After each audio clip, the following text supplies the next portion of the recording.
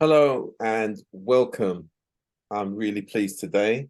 We have Tonye Khama, who is the CEO of Enrichgeo, and recently he was one of the speakers at the very successful UK Africa Trade Expo that took place at the Institute of Directors here in London.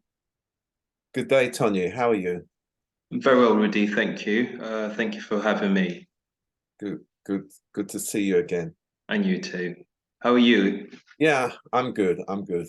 So, Tonye, just before we get into our dialogue, just tell us a bit about yourself and family background. Right. Thank you for that, Rudy. My background's international law Mm. and with Russian language, which is very different to what I do. So you speak Russian then? I do speak. I do. Safe to say now that I do speak a bit of Russian. It was a lot better before. Well, Yeah. you know the old saying, when you out of practice is out of touch, so to Yeah. speak.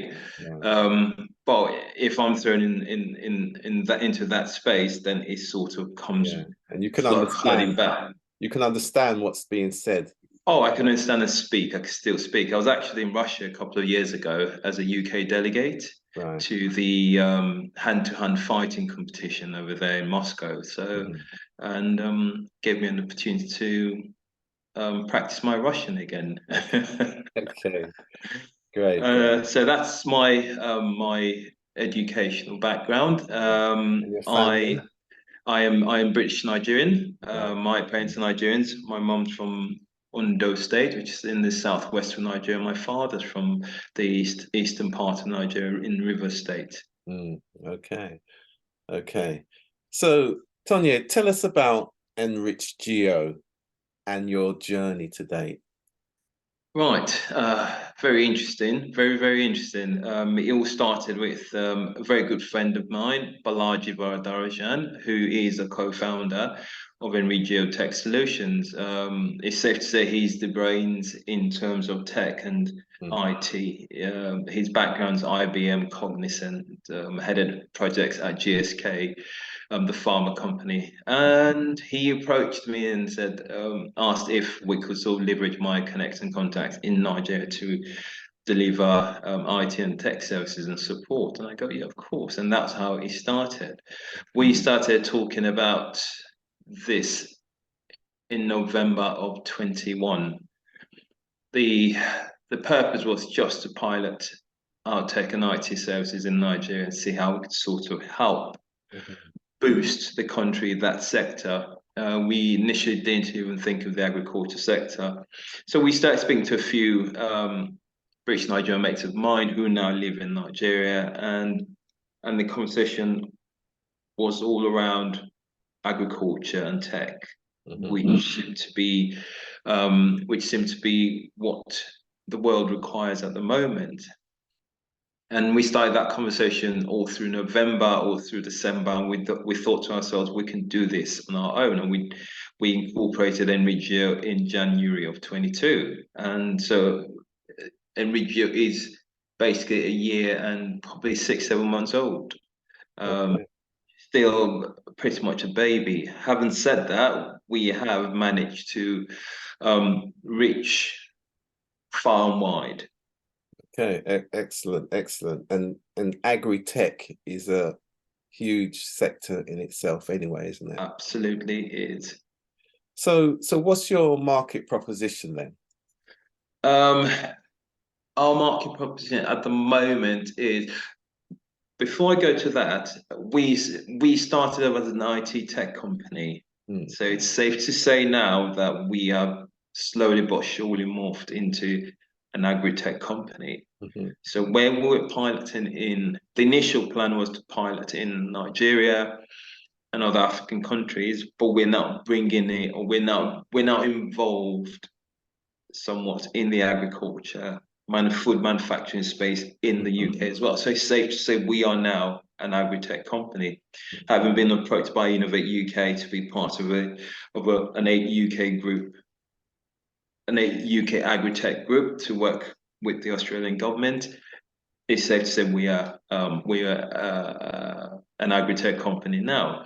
Now the proposition is the agriculture and farming space, not just in Africa but in the UK as well, and also taking it even further into the Caribbean and Latin America, following the very successful, as you said at the top of this conversation, the very successful UK Africa Trade Expo that's given us that inway, that gateway, that road map into these other parts of the world. So it's safe to say that is our proposition at the moment. Okay, which is excellent, because what UK has done now, that we have Nigeria as the backbone in terms of Africa, and we have Jamaica in the Caribbean as the backbone in the Caribbean, Latin American market, with all these shared ties to the UK being the trade and investment hub in itself, and West London as the gateway, West London business as the host gateway organization. So the structuring of these relationships are important. So it's great that you're part of that. So what differentiates you then from competition? The fact that we have a very diverse background of founders. We have a very diverse background in terms of staff. The guys that make Erihgeo tick and work is very diverse, and that gives us an absolute massive advantage and knowledge sharing experience in the agriculture sector. So you have loads of other agri-tech companies who are doing marvelous jobs, marvelous things around the world, but we stand apart because we have certain services that we deploy that makes an immediate impact. That makes an immediate, I do apologize, that makes an immediate impact on the lives of farmers, on the lives of food manufacturing companies and organizations, such as our geospatial service. It helps, it helps farmers, it helps landowners, it helps ministries of agriculture, commissions of agriculture. It helps them make informed decisions with regards the works they do, what they want to do with their lands, the opportunities that their lands present them. We also have the data collection tool, which gives you a real-time information on farmers, what they have, what they can do, and also that information can then be transformed or shared as data intelligence for logistics, for warehousing companies, who can then in turn use that to serve that space immensely. Now, with that said, that information and that data can then be used by the likes of the World Bank, by the likes of the African Union, by the likes of the EU, who want to come in and invest. That is the sort of information. So that sets us apart from our competitors. Okay, so that's the institutional involvement. So, absolutely. So what about the individual farmer? Now, for example, in Nigeria, we collect real-time data, not real-time data that from the farmers themselves. Now, this information helps the farmers get on to our platform and connects them directly to the off-takers. Now, imagine a farmer who grows sweet potatoes or Irish potatoes somewhere in Lagos, and his potatoes ending up on the shelves in Tesco's or Sainsbury's. And he's getting paid and he's getting compensated or remunerated accordingly for his service, for the work he has done, where in the past they'd been let down by corporations, by farmers cooperatives, by so-called middlemen. They've been let down and been Well, they They've didn't been get forced, paid.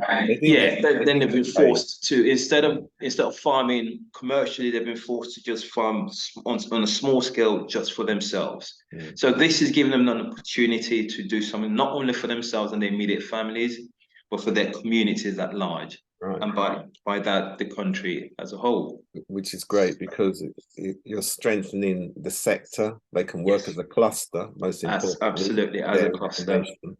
Yes, And the current work going on in Nigeria around the share market on the share market, is exactly. really a model for Two, yeah. how small entities can collaborate, Oh create yeah, a cluster, and then absolutely, have a sector as well, absolutely. which is You really know, what he also does is we sort of help foster that collaborative mindset. yeah. Instead of working in silos, Mhm. you work as a collective and achieve a lot more. Yeah, So every stakeholder in this eco space benefits yeah. accordingly. But everyone gets access to the Everyone gets information, access. the data, Absolutely. and the market information, which is Absolutely. Absolutely. essential, which is great.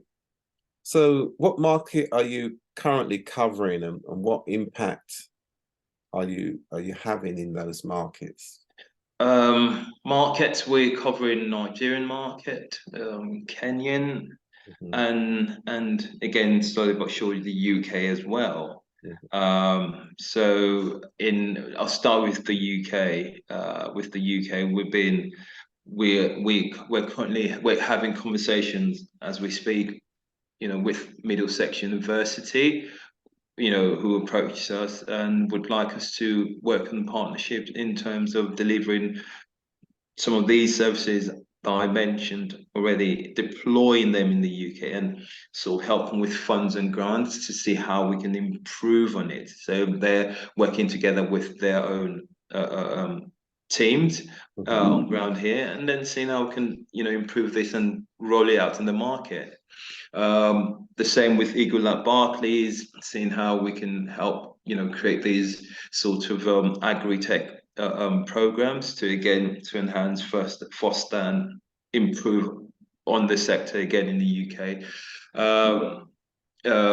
Lincoln University, same thing as well. They have food manufacturing industry and department, sorry, not industry department there. Again, working with them, seeing how we can sort of collaborate, bring more effective solutions to the agri farming and food manufacturing spaces, and that's the UK alone. Now in Nigeria, very similar with state governments who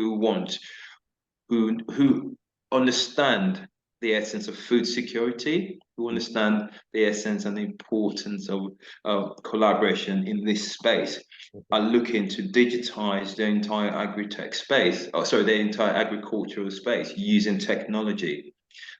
They've embraced it, and again, going back to what you said at the start of our conversation with regards very successful UK Africa Trade Expo. Again, we had quite a few Nigerian representatives, state government representative present for this purpose um, to foster and make engage in the process of transforming their agricultural sector using tech. It's excellent because what you're doing as well, you're providing a tool for innovation, Absolutely. and that will translate into competitiveness, open up Absolutely, a lot of absolutely. opportunities. Yeah, yeah, So yeah. finally, where do you see yourselves in the next 5 years then? Um, if it's a bit hard, not hard. It's quite exciting for me to quantify where we see ourselves in 5 years. And the reason I say that in very humbly say that is where we currently are and what we've achieved in this really short space of time. Quite a lot of companies don't achieve Mhm. this amount of exposure, success up to a point. don't achieve it not in 5 years, not in 6, not in 7, but we've managed because of we're passionate, we're confident, we want to give back to Africa, to the Caribbean, to Latin America. We want to be a major player in making this happen and tying all of this to the UK. So in 5 years, I see Enrichgeo being an absolute major player in the agricultural technology space in Africa, the UK, the Caribbean, and Latin America, and beyond. Excellent. And of course, one of the other key areas relating to UK, as we call the UK Africa Trade Expo, was the leveraging of diaspora economic dividend, or leveraging of the diaspora economic dividend. And it's great because, again, your organization represents that in terms of Africa, India, yes, Caribbean. yes, and in fact the Indian diaspora is the model that we're all now starting to work with, because the Indian diaspora is a great economic model for most of the diasporas that will cover that do cover the Commonwealth. Yes. So we should be featuring that in February. So look forward lovely. to you and your partner coming on. We should have one of my colleagues from an Indian background. I'm not going to mention his name yet until everything's signed on the dotted line. Absolutely. He's done massive work, and he's been one of the key drivers for global diaspora and how you lever the economic dividend for all stakeholders. So it's great that your organization reflects that as well. Yes, absolutely. And just to add to what you said, Rudy, it's because for me in my head, when we say Asian or say Indian, quite a lot of them are African as well. Of course, and we have to remember that. We've got to remember that and appreciate that, because it all ties in very nicely. Absolutely, and I'm glad you mentioned that, because you heard me say at the event, it's about upholding the values of respect and inclusion. Absolutely. And the common ground for all, regardless of background, culture, or regardless. And I must mention Prince Kamari, who's actually the founder of UK Africa Trade Expo. He has those values as well. And of course, the strategic partner for UK is Joel Singh. And right, I remember him. Yes. Yeah, GEC Space. Yes. So we are totally made up of all people from all diverse, very diverse, very talent. diverse and very beautiful. Yeah, so great. All right, so thanks for that, and look forward to catching up with you soon. Thank you very much. I look forward to it. Yeah, before you go, what's your website? You've got a website or any contact? It is www.enrichgeo, which is ENRICHGEO, enrichgeo.com. Again, if you remember, I said we started off as an IT tech company. So if you go onto our website, the minute it will reflect IT tech. And because we've been driving our services and products and what we're doing, we haven't had time to refurbish and work on that. So in the next work in progress is no problem. We're all always in work in progress. Absolutely. So in the next month or two, it will reflect Enrichgeo as a more modern agri-tech company. Great. Thank you very much. You take care. Thank you very much, Rudy. Thank you. Have a good afternoon. Speak soon. Bye. Bye now. Bye.